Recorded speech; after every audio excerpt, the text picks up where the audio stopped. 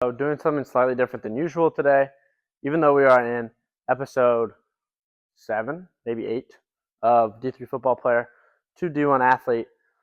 So we just started our D3, our actual team strength conditioning program, not my strength conditioning work or my speed work and things. So everything is kind of changing. I had to max out on Thursday, max out. I probably could have gone heavier. I didn't want to kill my legs. I still killed my legs. My legs are sore. They were sore yesterday. They're still sore today. So we're supposed to do our change direction workout today. As I will tell athletes, if you're sore, if you're being sore does not mean you had a good workout. Being sore means you are showing a sign of being overtrained. So you don't want to add more load onto that. That's just not what we want to do. So to recover, to help us get back for Monday and have a good training week next week, we still had a decent training week this week. It was a deload week anyway, so it's not a big deal. But trying to get some active recovery in. We're supposed to hit our intensification phase. I have my program written up for that. It's more intense, less volume. We're going down in volume, but more intense than what I was doing. And I have a strength and conditioning program Monday, Tuesday, Thursday, where I have no idea what I'm doing. So playing with some unknown variables, which you have to do as a trainer. You have to be able to adapt to what your situation is. 90% of the time, the plan you have written out isn't going to work, at least not in its entirety. It almost never works out.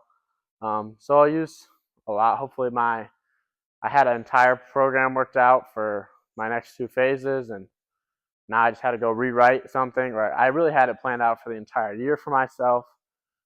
Now that we got into lifting, the next couple months change, and then the summer we should be able to get back into what I originally had planned. But active recovery today, you'll see what I do. A lot of mobility stuff, starting off with RPR. I already recorded this once. I figured out my microphone's dead, so making similar issues, but hey, we found out, we figured it out, so it's fine. But do some RPR still, even though I'm not really getting a workout in. Still just good to warm up the body. But you can do RPR every day, even if you're not working out, and it's still good for you just to activate those muscles where your brain is firing at a higher rate than normal to those muscles. But we're going to do some mobility stuff. Static stretching based, which I don't really do static stretching because you can do it after training. It's good. I'm just lazy and I haven't been doing it. I don't really do it before any speed workouts. I don't really recommend doing it. There's not a ton of benefit doing it other than, you know, like what you're already getting from dynamic stretching and some RPR. You're really not going to see any benefit from that. You can actually see decreased performance past 45 seconds. But if you like static stretching, you can do it. Just keep it on a shorter basis. But now when we're not training today or tomorrow, we're going to get some static stretching in. We're not doing anything high intensity or we're trying to fire quickly, so it shouldn't affect our training day. But I'm going to get straight into this active recovery day, and you can see what I do. Adductor workout. I use these. I have super weak adductors. It's less of a stretch, more of a strengthening exercise. But still, I just feel it as a stretch because my adductors are so freaking weak. And I've noticed that's a large part of my hip mobility issues. So I started doing some of these. Once again, no real objective other than to feel good, so I'm kind of just going until I feel right. I'm also not trying to spend a ton of time in the gym today. Do have some homework to get done and some other stuff to attend to, so we're not going to spend a ton of time in the gym. Just a quick active recovery day. Honestly, there's not much you can do active recovery wise that's better than just not doing anything. So like if you're doing like a 2-hour active recovery day, you're probably hurting yourself more than you think. Rather than if you just were maybe a little bit more nutritious in your day, slept more, and had better quality sleep, rather than doing so many active recovery days. It's good to just take time off mentally and physically. So I keep my active recovery days pretty short. That one burns, but that one felt better than the other one. Dynamic stretch where you can just kind of pop into it. But I'm doing about 10-15 seconds. Pop up. I'll do 3 on each side. And I just came up with that now. I'm just going for like kind of like a total time of 45 seconds in my static stretches.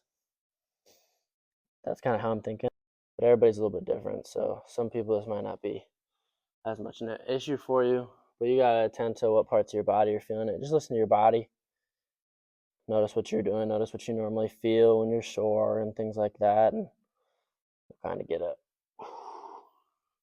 good idea of what you're using, what's overactive, what's underactive. And this is a good quad kind of hip flexor stretch. Just pushing that knee forward, leaning into it, arms go back. You're gonna feel it in this quad and on the side. And I'm gonna try and do 3 sets of 15 seconds here. Doing some scorpions for some more spine mobility. Our ankle isos and bear crawls, banded good mornings. Just for that spine decompression like I was talking, and kind of, get some blood flow to our hamstrings and glutes. And then I'm gonna hop on the bike for about 15 minutes. So that should be pretty light, and then I'll be out of here.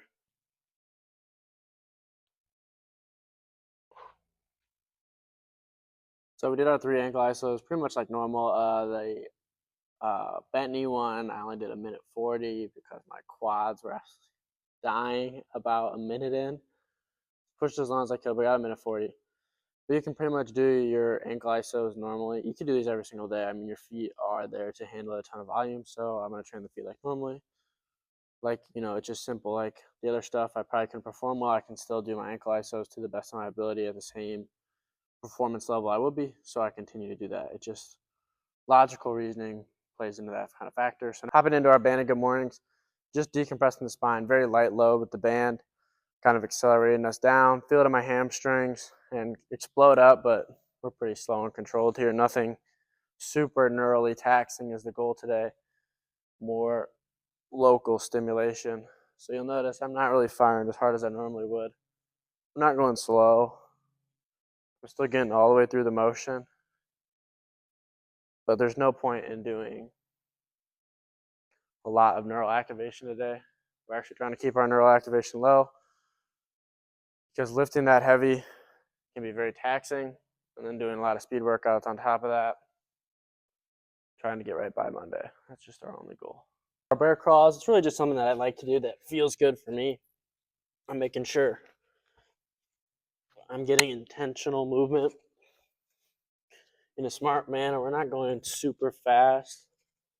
We're trying to bring our knee to our elbow every time and just get some good full body movement in, which can feel super good. Move some lactic acid around, and it's us moving in a different way, which is always good. So just move in as many ways as you possibly can, and I guarantee you will find benefit in it. So getting into our 15 minutes on the bike, I'm not gonna record myself on the bike because this fan is just gonna blow right into the mic and you're not gonna hear me say anything. But this is gonna be the end of our active recovery, just get some blood flow moving around, get some light movement in today. That's really all that I'm getting out of this. I don't really care about the cardio component. I'm already feeling better. Body feels much better, much more loose and relaxed than I felt tight, compressed, and heavy, when I got up this morning. So that's a good sign. Eat well the rest of the day. Get some good sleep tonight. Get some good sleep in again. And then I'll be back on Monday with just my acceleration video. I'll be doing my lift with the team in the morning, which you won't see. And it'll just be just a speed day. Later in the day, it's acceleration, change of direction after our full body lift on Thursday. So you get that. That's going to be just speed as well. Some more deceleration stuff that I'm working into the training. And max velocity, which will be Friday or Saturday or Sunday. And I'll be in the school I work at running on the track so I can get some max velocity work in, doing some more actual high velocity stuff rather than the 510 fly, which was just the farthest I had room to run. So now that we can actually get some real max velocity work in, it'll be fun to see what our top miles per hour is, and then eventually testing our 40 here again soon. Awesome. Thanks for watching. Please be sure to like and subscribe, and then I'm going to hop on this bike and get to work.